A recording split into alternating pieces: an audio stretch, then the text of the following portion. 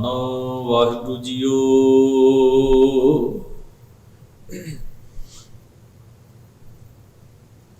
ਕੌਣ ਕੋ ਪੂਤ ਪਿਤਾ ਕੋ ਕਾਕੋ,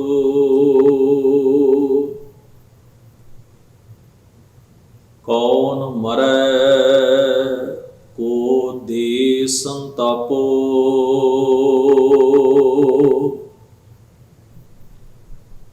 ਹਰ ਠੱਗ ਜਗ ਕੋ ਠਗੌਰੀ ਲਾਈ, ਹਰ ਕੇ ਵਿਯੋਗ ਕੈਸੇ ਜਿਉ ਮੇਰੀ ਬਾਈ ਰਹਾ, ਕੌਣ ਕੋ ਪੁਰਖ ਕੌਣ ਕੀ ਨਾਰੀ, ਕਿਆ ਤਤ ਲੇਹੋ ਸਰੀਰ ਵਿਚਾਰੀ,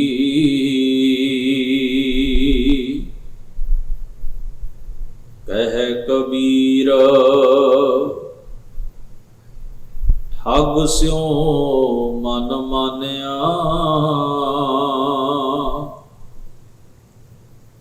ਗਈ ਠਗੌਰੀ ਠੱਗ ਪਹਿਚਾਨਿਆ,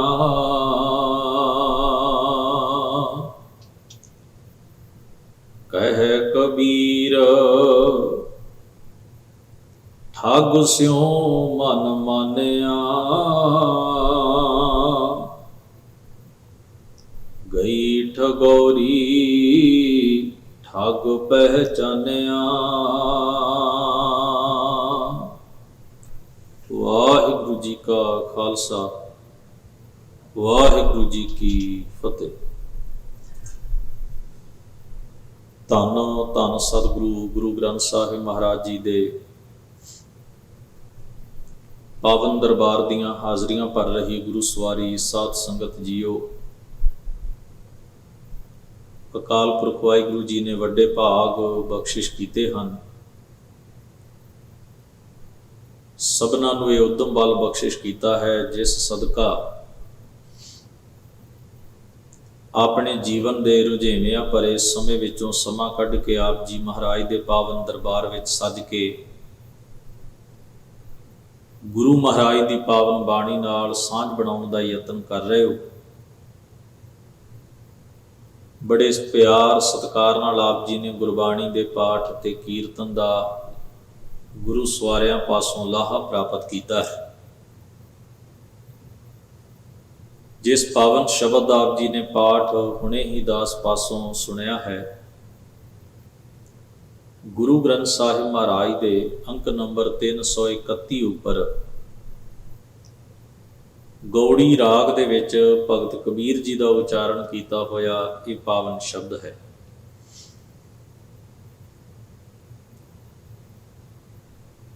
ਇੱਕ ਕੋਈ ਗੱਲ ਕਰਨ ਦਾ ਇਹ ਲਹਿਜ਼ਾ ਹੁੰਦਾ ਹੈ ਕਿ ਕਿਸੇ ਮਨੁੱਖ ਨੂੰ ਅਸੀਂ ਨਫ਼ਰਤ ਨਾਲ, ਕ੍ਰੋਧ ਨਾਲ, ਗੁੱਸੇ ਨਾਲ ਕੋਈ ਮੰਦਾ ਸ਼ਬਦ ਬੋਲਦੇ ਹਾਂ। ਸ਼ਬਦ ਕਈ ਵਾਰ ਉਹ ਹੁੰਦਾ ਹੈ, ਕਿਸੇ ਨੂੰ ਮਜ਼ਾਕ ਨਾਲ ਬੋਲਿਆ ਜਾਏ, ਹਾਸੇ ਨਾਲ ਬੋਲਿਆ ਜਾਏ, ਪ੍ਰੇਮ ਨਾਲ ਬੋਲਿਆ ਜਾਏ, ਤਾਂ ਉਹਦਾ ਸੁਣਨ ਵਾਲੇ ਉੱਤੇ ਜਾਂ ਜਿਸ ਨੂੰ ਕਿਹਾ ਜਾਂਦਾ ਹੈ ਉਸ ਉੱਤੇ ਅਸਰ ਕੁਝ ਹੋਰ ਤਰ੍ਹਾਂ ਦਾ ਹੁੰਦਾ ਹੈ। ਉਹੀ ਸ਼ਬਦ ਗੁੱਸੇ ਅਤੇ ਕ੍ਰੋਧ ਨਾਲ ਜਾਂ ਉਲਾਂਭੇ ਅਤੇ ਸ਼ਿਕਵੇ ਨਾਲ ਕਿਹਾ ਜਾਏ ਤੇ ਸੁਣਨ ਵਾਲੇ ਉੱਤੇ ਉਸ ਦਾ ਅਸਰ ਕੁਝ ਹੋਰ ਤਰ੍ਹਾਂ ਨਾਲ ਹੁੰਦਾ, ਕਿਉਂਕਿ ਉਸ ਸ਼ਬਦ ਨੂੰ ਕਹਿਣ ਦੇ ਪਿੱਛੇ ਜਿਹੜੀ ਫੀਲਿੰਗ ਹੈ, ਜਿਹੜੀ ਭਾਵਨਾ ਹੈ, ਕਹਿਣ ਵਾਲੇ ਦਾ ਜੋ ਅੰਦਾਜ਼ ਹੈ, ਤਰੀਕਾ ਹੈ, ਉਹ ਬਹੁਤ ਵੱਡਾ ਅਸਰ ਕਰਦਾ ਹੈ। ਕਿਸੇ ਮਨੁੱਖ ਨੂੰ ਅਸੀਂ ਕਹਿ ਦਈਏ ਕਿ ਤੂੰ ਠੱਗ ਹੈ ਤੇ ਸਾਡਾ ਕਹਿਣ ਦਾ ਤਰੀਕਾ ਹੋਵੇ ਗੁੱਸੇ ਵਾਲਾ, ਉਲਾਂਭੇ ਭਰਿਆ, ਜਿਵੇਂ ਅਸੀਂ ਕਿਸੇ ਨੂੰ ਉਲਾਂਭਾ ਕਰਦੇ ਦਿੰਦੇ, ਸ਼ਿਕਵਾ ਕਰਦੇ ਹਾਂ, ਬਲੇਮ ਕਰਦੇ ਹਾਂ ਕਿਸੇ ਨੂੰ, ਜਦੋਂ ਸਾਡੇ ਕਹਿਣ ਦਾ ਅੰਦਾਜ਼ ਇਹੋ ਜਿਹਾ ਹੋਏਗਾ, ਜਾਂ ਸਾਡਾ ਫੇਸ ਇੰਪ੍ਰੈਸ਼ਨ ਇਹੋ ਜਿਹਾ ਹੋਏਗਾ, ਉਹ ਸ਼ਬਦ ਕਹਿੰਦੇ ਆ ਜਾਂ ਕਹਿਣ ਦੀ ਟੂਨ ਉਹੋ ਜਿਹੀ ਹੋਏਗੀ, ਤਾਂ ਇਸ ਨੂੰ ਮੰਨਿਆ ਜਾਏਗਾ ਕਿ ਮਨੁੱਖ ਦੂਜੇ ਨੂੰ ਬਲੇਮ ਦੇ ਰਿਹਾ, ਇਹ ਉਸ ਦੂਸਰੇ ਬੰਦੇ ਨੂੰ ਦੋਸ਼ੀ ਕਹਿ ਰਿਹਾ। ਇਸ ਅੰਦਾਜ਼ ਵਿੱਚ ਕਿਹਾ ਗਿਆ ਸ਼ਬਦ ਇੱਕ ਵੱਖਰੇ ਤਰ੍ਹਾਂ ਦਾ এনवायरमेंट ਪੈਦਾ ਕਰੇਗਾ, ਮਾਹੌਲ ਇੱਕ ਦੋ ਧਿਰਾਂ ਦੇ ਦਰਮਿਆਨ ਅਜੀਬ ਕਿਸਮ ਦਾ ਪੈਦਾ ਕਰਦਾ ਹੈ। ਦੋ ਮਿੱਤਰ ਹਨ, ਉਹਨਾਂ ਵਿੱਚ ਬੜਾ ਸਨੇਹ ਹੈ, ਬੜੀ ਮੁਹੱਬਤ ਹੈ, ਬੜਾ ਪ੍ਰੇਮ ਹੈ। ਸਨੇਹ ਪ੍ਰੇਮ ਵਿੱਚ ਵੀ ਕਈ ਵਾਰ ਉਹ ਬਹੁਤ ਵੱਡਾ ਸ਼ਬਦ ਸਧਾਰਨ ਜਿਹੇ ਲਹਿਜੇ ਵਿੱਚ ਪ੍ਰੇਮ ਨਾਲ ਹਾਸਾ ਮਖੌਲ ਕਰਦਿਆਂ ਇੱਕ ਦੂਜੇ ਨੂੰ ਕਹਿ ਜਾਂਦੇ ਨੇ, ਮਸਲਾ ਨਹੀਂ ਬਣਦਾ। ਸੁਣਾਉਣ ਵਾਲੇ ਦਾ ਅੰਦਾਜ਼ ਇੰਨਾ ਮਿੱਠਾ ਹੁੰਦਾ, ਉਹਦਾ ਇੰਪ੍ਰੈਸ਼ਨ ਇੰਨਾ ਪ੍ਰੇਮ ਭਰਿਆ ਹੁੰਦਾ, ਉਹਦੇ ਵਿੱਚ ਇੰਨੀ ਅਪਣਾਤ ਹੁੰਦੀ ਹੈ, ਉਹਦੇ ਵਿੱਚ ਆਪਣਾਪਨ ਇੰਨਾ ਜ਼ਿਆਦਾ ਹੁੰਦਾ ਕਿ ਸੁਣਨ ਵਾਲਾ ਜਿਹਨੂੰ ਕਿਹਾ ਗਿਆ ਉਹ ਵੀ ਹੱਸ ਕੇ ਗੱਲ ਨੂੰ ਟਾਲ ਦਿੰਦਾ। ਉਹਦੇ ਚਿਹਰੇ ਤੇ ਵੀ ਇੱਕ ਖੇੜਾ, ਇੱਕ ਖੁਸ਼ੀ ਆ ਜਾਂਦੀ ਹੈ ਕਿ ਮੇਰੇ ਆਪਣੇ ਨੇ ਮੈਨੂੰ ਕੋਈ ਗੱਲ ਆਖੀ। ਇਹ ਮੈਂ ਉਦਾਹਰਣ ਇਸ ਕਰਕੇ ਦਿੱਤੀ ਹੈ, ਭਗਤ ਕਬੀਰ ਸਾਹਿਬ ਮਹਾਰਾਜ ਦਾ ਜੋ ਸ਼ਬਦ ਆਪਾਂ ਪੜ੍ਹਿਆ ਹੁਣੇ ਹੀ, ਇਸ ਦੇ ਰਹਾਉ ਵਾਲੇ ਬੰਦ ਵਿੱਚ ਉਹਨਾਂ ਨੇ ਇੱਕ ਸ਼ਬਦ ਵਰਤਿਆ ਹੈ, ਠੱਗ। ਤੇ ਕਿਹਦੇ ਲਈ ਵਰਤਿਆ ਹੈ? ਪਰਮੇਸ਼ਰ ਲਈ। ਹਰ ਠੱਗ ਜਗ ਕੋ ਠਗੌਰੀ ਲਾਈ। ਵਾਹਿਗੁਰੂ ਪਰਮੇਸ਼ਰ ਤਾਂ ਬੜਾ ਵੱਡਾ ਠੱਗ ਹੈ ਬਈ, ਉਸ ਨੇ ਸੰਸਾਰ ਨੂੰ ਇੱਕ ਬੇਹੋਸ਼ ਕਰਨ ਵਾਲੀ ਬੂਟੀ ਲਾ ਦਿੱਤੀ ਹੈ। ਇਸ ਕਥਨ ਨੂੰ ਸਮਝੀਏ, ਪੁਰਾਣੇ ਵਕਤ ਸਨ, ਅੱਜ ਵੀ ਹੁੰਦਾ, ਕਿਸੇ ਨੂੰ ਬੇਹੋਸ਼ ਕਰਕੇ ਕੋਈ ਐਸੀ ਚੀਜ਼ ਸੁੰਘਾ ਕੇ ਸਮੈਲ ਦੇ ਕੇ ਉਹਨੂੰ, ਤੇ ਉਹ ਜਦੋਂ ਉਹ ਨਰਵਸ ਹੋ ਜਾਂਦਾ ਹੈ, ਨੀਂਦ ਵਿੱਚ ਚਲਾ ਜਾਂਦਾ ਹੈ, ਬੇਹੋਸ਼ ਹੋ ਜਾਂਦਾ ਹੈ, ਤੇ ਉਹਦਾ ਸਮਾਨ ਲੁੱਟ ਕੇ ਠੱਗ ਫਰਨ ਹੋ ਜਾਂਦਾ। ਪੁਰਾਣੇ ਵਕਤਾਂ ਵਿੱਚ ਵੀ ਇਹ ਚੀਜ਼ਾਂ ਹੁੰਦੀਆਂ ਸਨ। ਰਾਹ ਜਾਂਦੇ ਲੋਕਾਂ ਨੂੰ, ਸਰਾਵਾਂ ਵਿੱਚ ਰਹਿੰਦੇ ਲੋਕਾਂ ਨੂੰ, ਮੁਸਾਫਰ ਲੋਕਾਂ ਨੂੰ, ਧਨੀ ਬੰਦਿਆਂ ਨੂੰ ਜਦੋਂ ਉਹ ਕਿਤੇ ਹੁੰਦੇ ਤਾਂ ਕੋਈ ਇਹੋ ਜਿਹੀ ਚੀਜ਼ ਖਵਾ ਦੇਣੀ ਵੀ ਉਹ ਕੁਝ ਸਮੇਂ ਲਈ ਬੇਹੋਸ਼ੀ 'ਚ ਚਲੇ ਜਾਣ, ਨੀਂਦ 'ਚ ਚਲੇ ਜਾਣ। ਉਹ ਫਿਰ ਜੰਗਲ ਦੇ ਵਿੱਚੋਂ ਕੋਈ ਬੂਟੀ ਇਹੋ ਜਿਹੀ ਲਿਆ ਕੇ ਜਿਹੜੀ ਜ਼ਹਿਰੀਲੀ ਹੋਵੇ, ਜਿਸ ਨਾਲ ਬੰਦਾ ਮਰੇ ਵੀ ਨਾ, ਉਹਦਾ ਕੋਈ ਨੁਕਸਾਨ ਵੀ ਨਾ ਹੋਵੇ ਫਿਜ਼ੀਕਲੀ ਜਾਂ ਮੈਂਟਲੀ, ਪਰ ਕੁਝ ਸਮੇਂ ਲਈ ਉਹ ਬੇਹੋਸ਼ ਹੋ ਜਾਏ, ਕੁਝ ਸਮੇਂ ਲਈ ਉਹ ਸੌਂ ਜਾਏ। ਉਹਨੂੰ ਕਹਿੰਦੇ ਸਨ ਠੱਗ ਬੂਟੀ, ਠੱਗ ਮੂਰੀ ਸ਼ਬਦ। ਠੱਗ ਮੂਰੀ ਸ਼ਬਦ ਬਾਣੀ ਦੇ ਵਿੱਚ ਆਉਂਦਾ, ਭੂਲੋ ਰੇ ਠੱਗ ਮੂਰੀ ਖਾਏ। ਉਹ ਬੂਟੀ ਜਿਹੜੀ ਠੱਗ ਵਰਤਦੇ ਹਨ ਕਿਸੇ ਨੂੰ ਬੇਹੋਸ਼ ਕਰਨ ਵਾਸਤੇ, ਕੁਝ ਸਮੇਂ ਲਈ ਸੁਆ ਦੇਣ ਵਾਸਤੇ, ਅਚੇਤ ਕਰਨ ਵਾਸਤੇ, ਉਹਨੂੰ ਠਗਮੂਰੀ ਕਿਹਾ ਜਾਏ, ਉਹਨੂੰ ਠਗੌਰੀ ਵੀ ਕਿਹਾ ਜਾਏ। ਪਰਮੇਸ਼ਰ ਨੂੰ ਠੱਗ ਕਿਉਂ ਕਿਹਾ ਹੈ? ਤੇ ਪਰਮੇਸ਼ਰ ਸੰਸਾਰ ਨੂੰ ਕਿਹੜੀ ਬੇਹੋਸ਼ੀ ਦੀ ਦਵਾਈ ਦਿੰਦਾ ਹੈ? ਸ਼ਬਦ ਨੂੰ ਧਿਆਨ ਨਾਲ ਪੜ੍ਹਿਆ, ਦੋ ਪੱਖ ਨੇ। ਗੱਲ ਕਹਿਣ ਦਾ ਇੱਕ ਲਹਿਜਾ ਹੈ, ਇੱਕ ਤਰੀਕਾ ਹੈ। ਸੰਸਾਰ ਕਿਹੜੀ ਨੀਂਦ ਵਿੱਚ ਸੁੱਤਾ ਹੋਇਆ? ਸਭ ਤੋਂ ਪਹਿਲਾਂ ਇਹ ਸਮਝੀਏ, ਕਿਹੜੀ ਚੀਜ਼ ਨੂੰ ਨੀਂਦ ਕਿਹਾ? ਇਸ ਸ਼ਬਦ ਵਿੱਚ ਮੋਹ ਨੂੰ ਨੀਂਦ ਕਿਹਾ। ਮੋਹ ਦਾ ਮਤਲਬ ਹੈ ਅਟੈਚਮੈਂਟ। ਤੁਸੀਂ ਜ਼ਰਾ ਵੇਖੋ, ਬੰਦਾ ਜਦੋਂ ਨੀਂਦ ਵਿੱਚ ਹੋਵੇ ਤੇ ਉਹਨੂੰ ਆਸੇ ਪਾਸੇ ਦੀ ਕਈ ਵਾਰ ਖਬਰ ਨਹੀਂ ਹੁੰਦੀ, ਅੱਖਾਂ ਬੰਦ ਨੇ, ਕੇਵਲ ਸਾਹ ਚੱਲ ਰਿਹਾ, ਸਰੀਰ ਦੀ ਅੰਦਰੂਨੀ ਕਿਰਿਆ ਚੱਲ ਰਹੀ ਹੈ, ਬੰਦਾ ਬਿਲਕੁਲ ਸ਼ਾਂਤ ਹੋ ਕੇ ਸੁੱਤਾ ਪਿਆ। ਆਸੇ ਪਾਸੇ ਕੀ ਹੈ? ਕਈ ਵਾਰ ਉਹ ਸੁਪਨਾ ਵੀ ਲੈ ਰਿਹਾ ਹੁੰਦਾ, ਉਹਦੇ ਦਿਮਾਗ ਵਿੱਚ ਕਈ ਵਾਰ ਅਜੀਬ ਕਿਸਮ ਦੇ ਪਾਤਰ ਬਣ ਕੇ ਪੂਰੇ ਦਾ ਪੂਰਾ ਡਰਾਮਾ ਚੱਲ ਰਿਹਾ, ਨਾਟਕ ਚੱਲ ਰਿਹਾ। ਉਹ ਨੀਂਦ ਵਿੱਚ ਸੁਪਨਾ ਲੈ ਰਿਹਾ ਤੇ ਕਈ ਵਾਰ ਆਸੇ ਪਾਸੇ ਥੋੜਾ ਬਹੁਤ ਸ਼ੋਰ ਹੁੰਦਾ ਹੈ, ਕੋਈ ਲਾਗੇ ਆਉਂਦਾ ਹੈ, ਚਲਿਆ ਜਾਂਦਾ ਹੈ, ਕੀ ਹੋ ਰਿਹਾ ਆਸੇ ਪਾਸੇ ਉਹਨੂੰ ਕੋਈ ਖਬਰ ਨਹੀਂ। ਉਹ ਕੇਵਲ ਆਪਣੀ ਨੀਂਦ ਵਿੱਚ ਗ੍ਰਸਤ ਹੈ। ਮੋਹ ਨੂੰ ਪਾਤਸ਼ਾਹ ਨੇ ਨੀਂਦ ਕਿਹਾ। ਕਹਿੰਦੇ ਨੇ ਵੀ ਜਦੋਂ ਮੋਹ ਦਾ ਮਤਲਬ ਅਟੈਚਮੈਂਟ, ਮੋਹ ਦਾ ਮਤਲਬ ਹੈ ਗਹਿਰੀ ਅਟੈਚਮੈਂਟ ਕਿਸੇ ਚੀਜ਼ ਨਾਲ। ਜਿਹੜੀ ਚੀਜ਼ ਨਾਲ ਸਾਡੀ ਅਟੈਚਮੈਂਟ ਹੁੰਦੀ ਹੈ, ਸਾਨੂੰ ਉਹੀ ਚੀਜ਼ ਸਭ ਤੋਂ ਉੱਤਮ ਨਜ਼ਰ ਆਉਂਦੀ ਹੈ, ਬਾਕੀ ਸਾਰੀਆਂ ਚੀਜ਼ਾਂ ਜਿਹੜੀਆਂ ਨੇ ਉਹ ਮਾਈਨਰ ਹੋ ਜਾਂਦੀਆਂ। ਅਸੀਂ ਫਿਰ ਆਸੇ ਪਾਸੇ ਵੱਲ ਧਿਆਨ ਨਹੀਂ ਕਰਦੇ। ਕ੍ਰੋਧੀ ਦੀ ਅਟੈਚਮੈਂਟ ਕ੍ਰੋਧ ਨਾਲ ਹੈ, ਕਾਮੀ ਦੀ ਕਾਮ ਨਾਲ ਹੈ, ਹੰਕਾਰੀ ਦੀ ਹੰਕਾਰ ਨਾਲ ਹੈ। ਉਹ ਇਹਨਾਂ ਚੀਜ਼ਾਂ ਤੋਂ ਬਿਨਾਂ ਦੂਜਾ ਕੁਝ ਸੋਚਦਾ ਹੀ ਨਹੀਂ।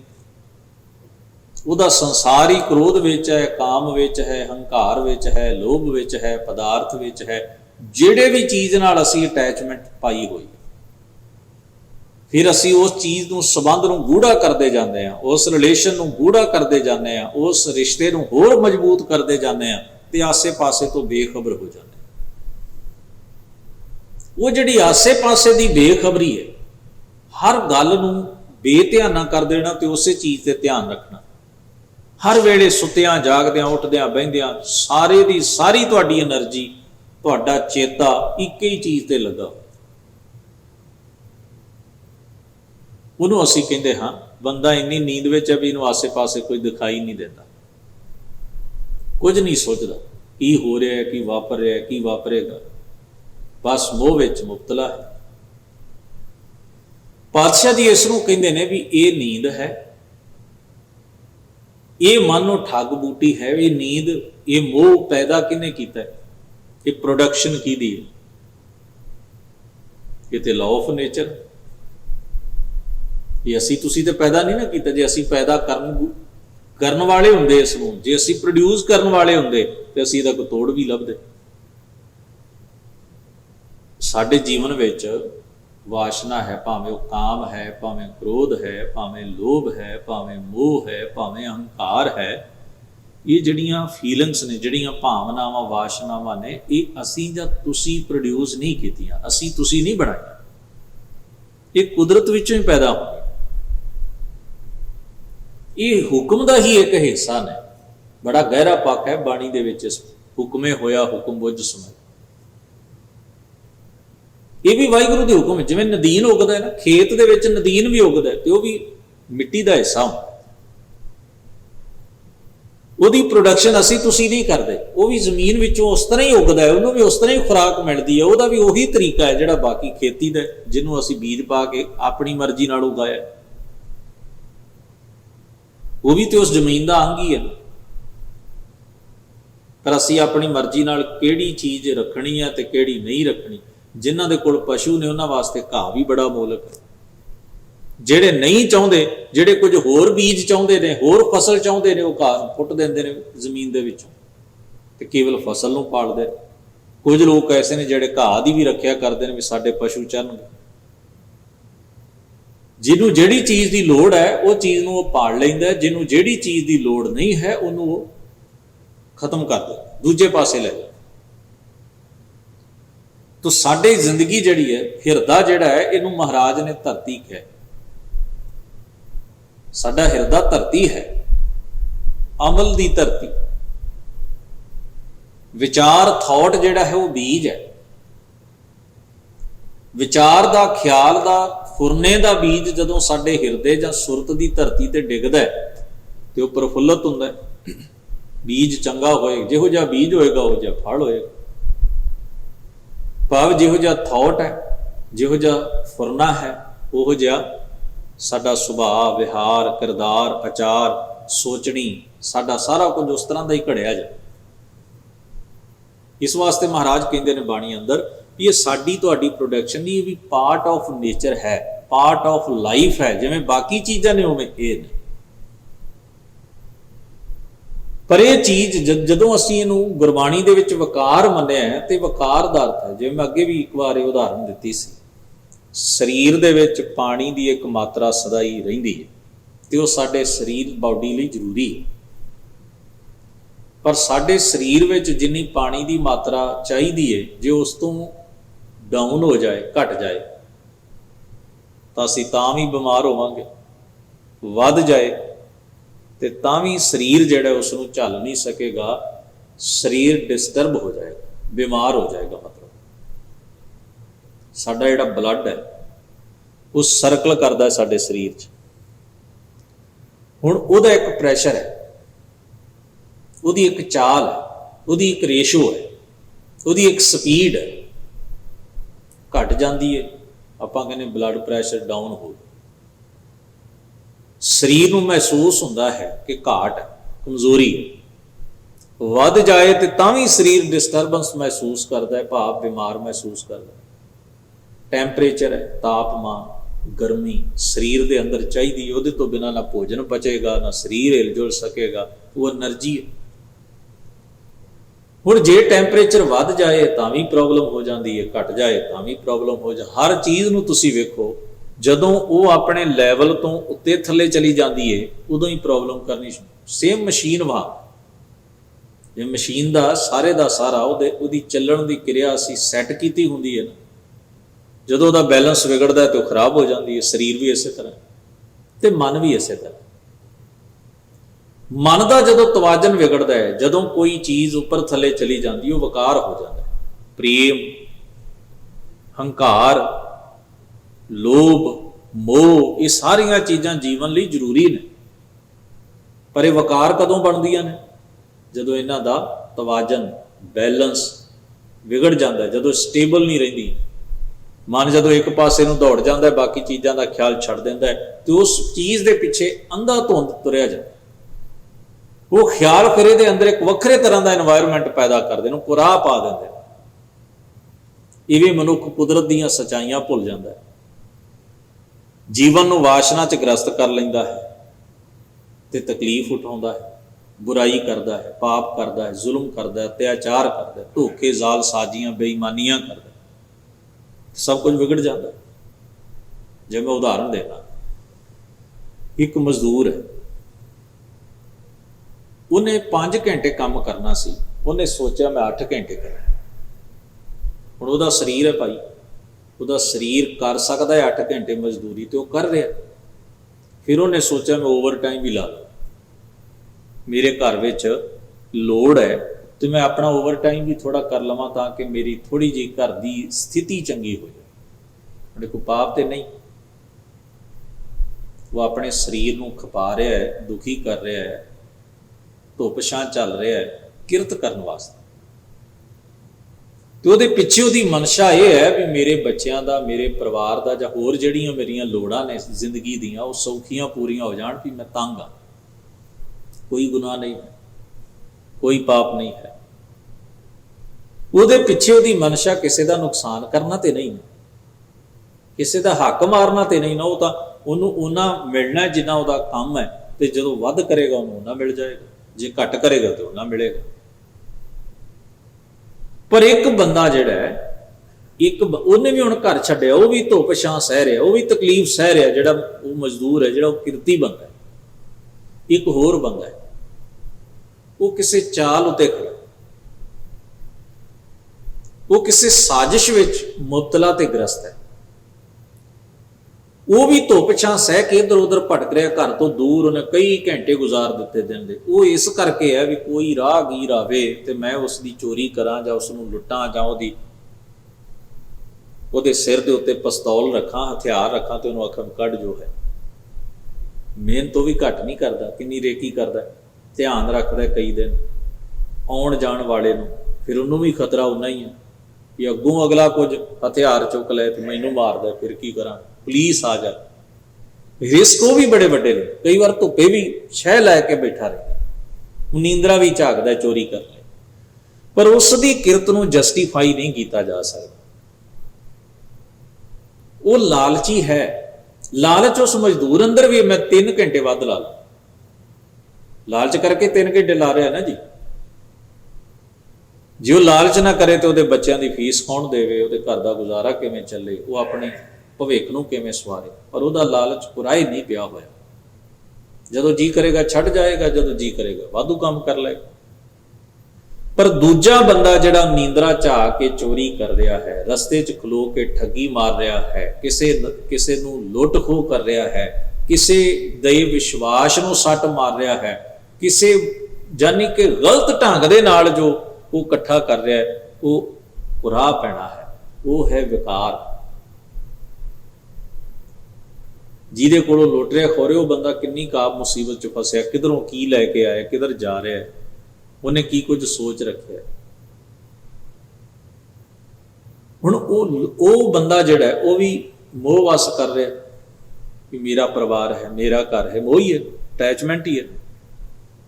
ਇਹ ਵੀ ਬੰਦਾ ਮੋਹ 'ਚ ਕਰ ਰਿਹਾ। ਮੇਰੇ ਬੱਚਿਆਂ ਦਾ ਵੱਡਾ ਘਰ ਹੋ, ਪਰ ਉਹ ਘਰ ਦੂਜਿਆਂ ਦੇ ਢਾਹ ਕੇ ਬਣਾਉਣ ਲੱਗਿਆ।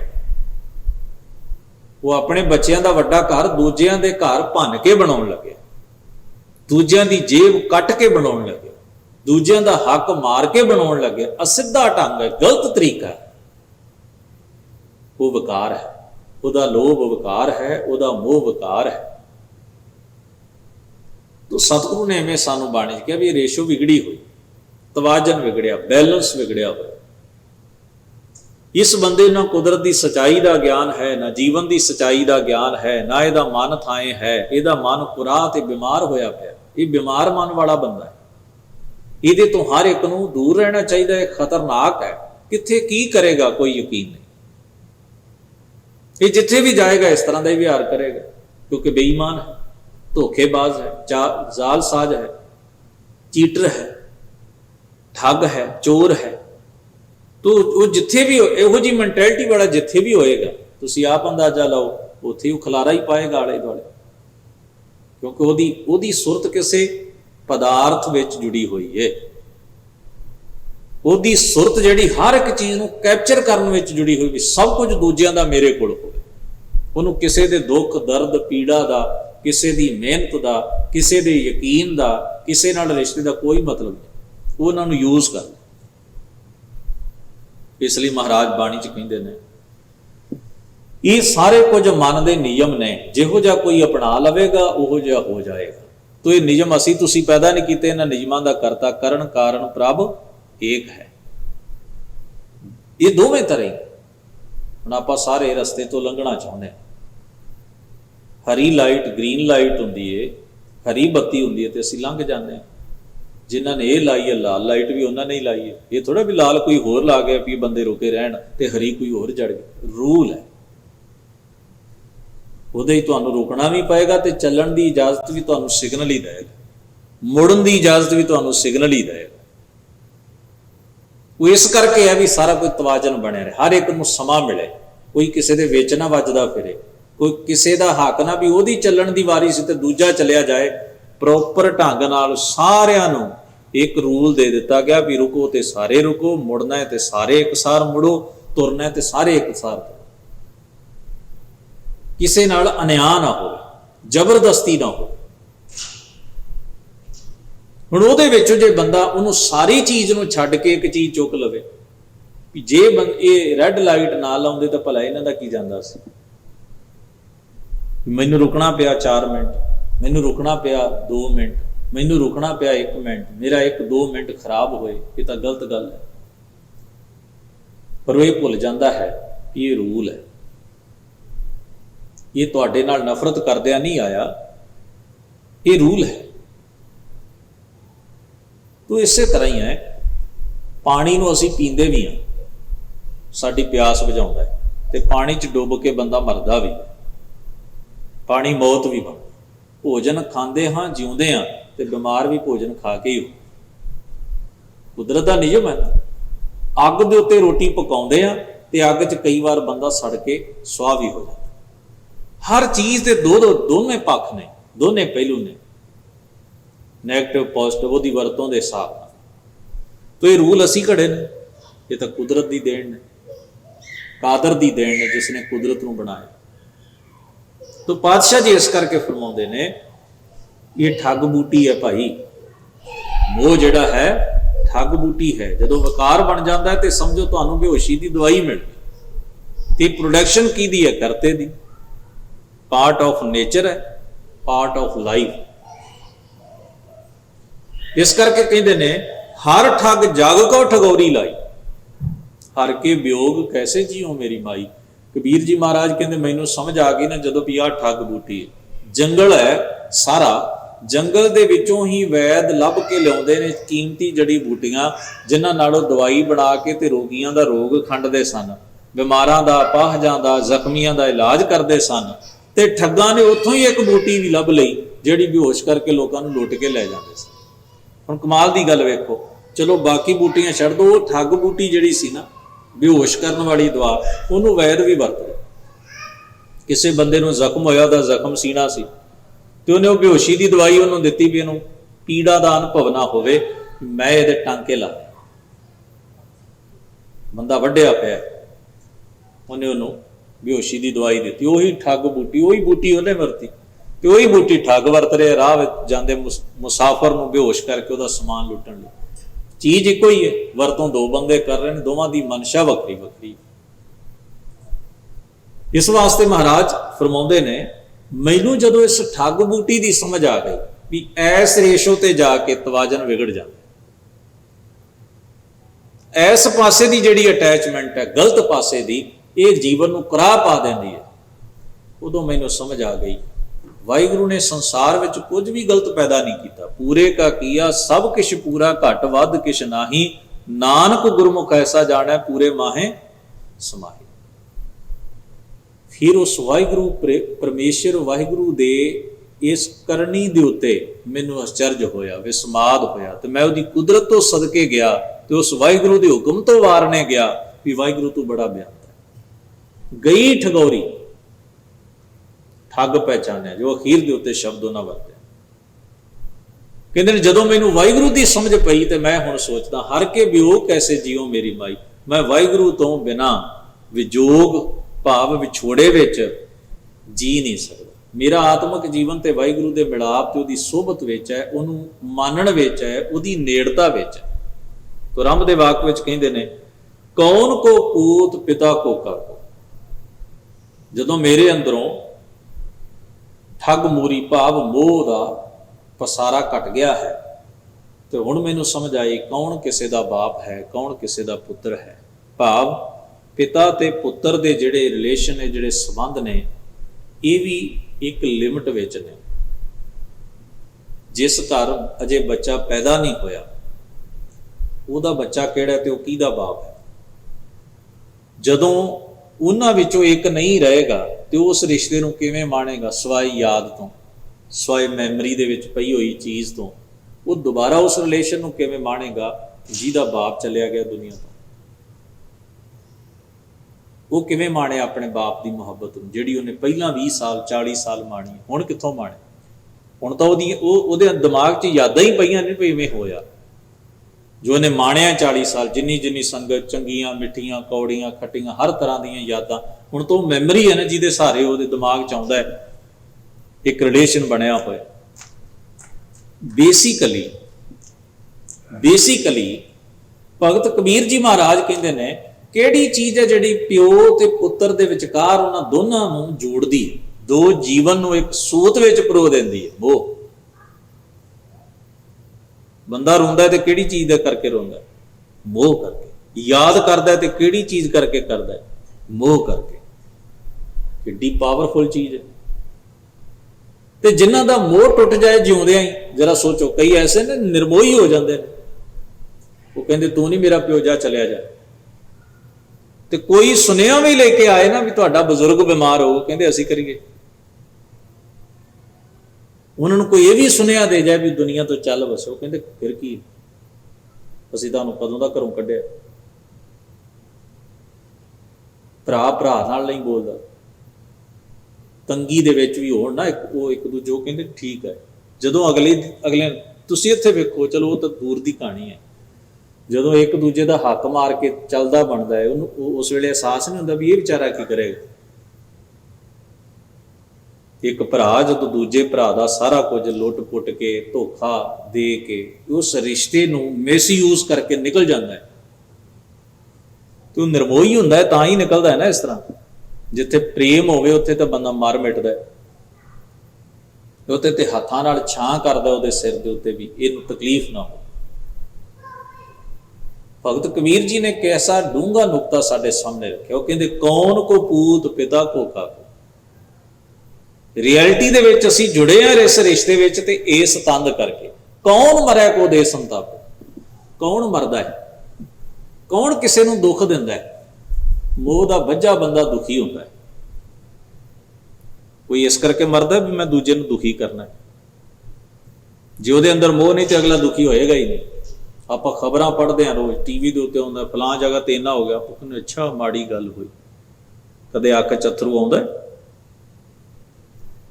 ਕਦੇ ਰੋਟੀ ਛੱਡਦੇ ਆ ਕਿ ਅੱਜ ਫਲਾਂ ਧਰਤੀ ਦੇ ਨੇ ਇਸ ਹਿੱਸੇ ਵਿੱਚ ਇੰਨੇ ਬੰਦੇ ਮਾਰੇ, ਵੀ ਮਾੜੀ ਗੱਲ, ਮੈਂ ਰੋਟੀ ਨਹੀਂ ਖਾ ਸਕਦਾ, ਇੰਨਾ ਦੁਖੀ। ਕੋਈ ਫਰਕ ਨਹੀਂ ਪੈਂਦਾ। ਉੱਥੇ ਪੈਂਦਾ ਜਿੱਥੇ ਤੁਹਾਡੀ ਅਟੈਚਮੈਂਟ ਹੁੰਦੀ ਹੈ, ਉੱਥੇ ਪੈਂਦਾ ਹੈ। ਉੱਥੇ ਤੁਹਾਨੂੰ ਪਤਾ ਵੀ ਹੋਵੇ ਉਹਨੇ ਰੋਟੀ ਨਹੀਂ ਖਾਧੀ, ਤੁਹਾਡਾ ਜੀ ਨਹੀਂ ਕਰਦਾ ਖਾਣ ਨੂੰ, ਵੀ ਉਹਨੇ ਕਿਉਂ ਨਹੀਂ ਖਾਧੀ। ਮਹਾਰਾਜ ਇੱਥੇ ਫਰਮਾਉਂਦੇ ਨੇ, ਕੌਣ ਕੋ ਪੁਰਖ ਕੌਣ ਕੀ ਨਾਰੀ, ਕੌਣ ਕਿਸੇ ਦਾ ਪਤੀ ਹੈ, ਕੌਣ ਕਿਸ ਦੀ ਪਤਨੀ ਹੈ। ਇਹ ਰਿਸ਼ਤਾ ਤੇ ਸੰਬੰਧ ਇੱਕ ਮੋਹ ਕਰਕੇ ਜੁੜਿਆ ਹੋਇਆ ਹੈ, ਇੱਕ ਅਟੈਚਮੈਂਟ ਹੈ ਵਿਚਕਾਰ, ਜਿਹੜੀ ਰਿਸ਼ਤੇ ਨੂੰ ਤੈਅ ਕਰ ਰਹੀ ਹੈ। ਕੌਣ ਕਿਹਦਾ ਬਾਪ ਹੈ, ਕੌਣ ਕਿਹਦਾ ਪੁੱਤਰ ਹੈ, ਕੌਣ ਕਿਹਦੀ ਪਤਨੀ ਹੈ, ਕੌਣ ਕਿਹਦਾ ਪਤੀ ਹੈ। ਯਾ ਤਤ ਲਿਹੋ ਸਰੀਰ ਵਿਚਾਰੀ। ਕਬੀਰ ਜੀ ਮਹਾਰਾਜ ਕਹਿੰਦੇ ਇਸ ਤੱਤ ਨੂੰ ਆਪਣੇ ਅੰਦਰੋਂ ਵਿਚਾਰ ਕੇ ਵੇਖੋ, ਖੋਜ ਕੇ ਵੇਖੋ ਵੀ ਕਿਹੜੀ ਚੀਜ਼ ਹੈ ਤੁਹਾਡੇ ਅੰਦਰ ਜਿਹੜੀ ਜੋੜ ਰਹੀ ਹੈ, ਕਿਹੜੀ ਚੀਜ਼ ਹੈ ਜਦੋਂ ਉਹਦੇ ਤੇ ਕਿਸੇ ਕਿਸਮ ਦੀ ਵਿਡੰਬਣਾ, ਕੋਈ ਪ੍ਰੋਬਲਮ, ਕੋਈ ਟਰਬਲ ਆਉਂਦੀ ਹੈ ਤੇ ਤੁਹਾਨੂੰ ਤਕਲੀਫ ਹੁੰਦੀ, ਸੰਤਾਪ ਹੁੰਦਾ ਹੈ। ਕੀ ਹੈ ਵਿਚਕਾਰ? ਉਹ ਸਾਰਾ ਰਿਸ਼ਤਾ ਮਾਨਸਿਕ ਤਲ ਉੱਤੇ ਜੁੜਿਆ ਹੋਇਆ, ਸਾਰਾ ਰਿਸ਼ਤਾ ਮਾਨਸਿਕ ਤਲ ਉੱਤੇ ਜੁੜਿਆ, ਮਨ ਦੇ ਤਲ ਉੱਤੇ। ਸਾਰੀ ਗੱਲ ਹੀ ਮਨ ਦੇ ਤਲ ਉੱਤੇ ਹੈ। ਮਨ ਅੰਦਰ ਮੋਹ ਹੈ, ਮਨ ਅੰਦਰ ਖਿੱਚ ਹੈ, ਮਨ ਅੰਦਰ ਪ੍ਰੇਮ ਹੈ, ਮਨ ਅੰਦਰ ਅਹਿਸਾਸ ਹੈ। ਤੁਸੀਂ ਕਿਸੇ ਚੀਜ਼ ਨਾਲ ਜੁੜੇ ਹੋ, ਮਨ ਫਿਰ ਜਾਏ ਤੇ ਸਭ ਕੁਝ ਬਦਲ ਜਾਂਦਾ, ਦੁਨੀਆ ਹੀ ਬਦਲ ਜਾਂਦੀ ਹੈ। ਰਿਸ਼ਤੇ ਜਿੰਨੇ ਮਰਜ਼ੀ ਪਏ ਹੋਣ, ਉਹਨਾਂ ਰਿਸ਼ਤਿਆਂ ਨੂੰ ਬੰਦਾ ਮੱਥੇ ਵੱਟ ਪਾਉਣ ਲੱਗ ਪੈਂਦਾ ਜਿਉਂਦਿਆਂ ਹੀ। ਤੋ ਪਾਤਸ਼ਾਹ ਜੀ ਇਸ ਕਰਕੇ ਕਹਿੰਦੇ ਨੇ, ਕਹਿ ਕਬੀਰ ਠੱਗ ਸਿਓ ਮਨ ਮਾਨਿਆ। ਮੈਂ ਤਾਂ ਵਾਹਿਗੁਰੂ ਦੀ ਇਸ ਵਿਚਿੱਤਰ ਰਚਨਾ ਦੇ ਉੱਤੇ ਹੈਰਾਨ ਹਾਂ, ਤੇ ਮੈਂ ਆਖਦਾ ਮੇਰਾ ਵਾਹਿਗੁਰੂ ਬੜਾ ਵੱਡਾ ਠੱਗ ਹੈ। ਉਹਨੇ ਕਿਵੇਂ ਦੁਨੀਆ ਨੂੰ ਠੱਗਿਆ ਹੋਇਆ,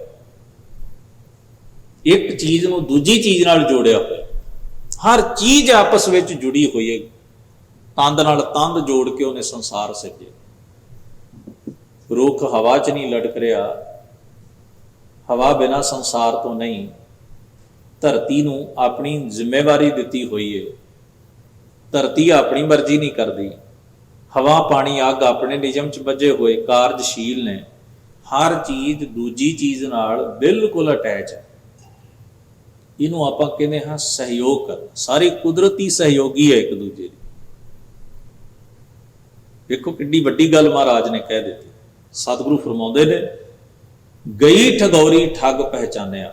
ਹੁਣ ਮੇਰੇ ਅੰਦਰੋਂ ਠਗੌਰੀ ਦਾ ਮਤਲਬ ਹੈ ਉਹ ਨੀਮ ਬੇਹੋਸ਼ੀ ਦੀ ਹਾਲਤ ਜਿਹੜੀ ਹੈ ਨਾ, ਮੋਹ ਵਾਲੀ, ਕਿ ਮੈਂ ਕੁਰਾਏ ਪੈ ਕੇ ਇੱਕ ਚੀਜ਼ ਨਾਲ ਜੁੜਿਆ ਰਹਾਂ ਤੇ ਬਾਕੀ ਫਰਜ਼ ਜ਼ਿੰਦਗੀ ਦੇ ਬਾਕੀ ਚੀਜ਼ਾਂ ਭੁੱਲ ਜਾਵਾਂ, ਤੇ ਮਨ ਦੀ ਹਾਲਤ ਵਿਗੜ ਜਾਏ, ਸਟੇਬਲ ਨਾ ਰਹੇ, ਟਿਕਾ 'ਚ ਨਾ ਰਹੇ, ਅਸਹਿਜ ਹੋ ਜਾਵਾਂ। ਮੈਂ ਉਹ ਅਸਹਿਜਪਨ ਅੰਦਰੋਂ ਖਤਮ ਕਰ ਲਿਆ ਤੇ ਸਹਿਜ ਆ ਗਿਆ ਹੈ, ਕਿਉਂਕਿ ਮੈਂ ਗਈ ਠਗੌਰੀ ਠੱਗ ਪਹਿਚਾਨ।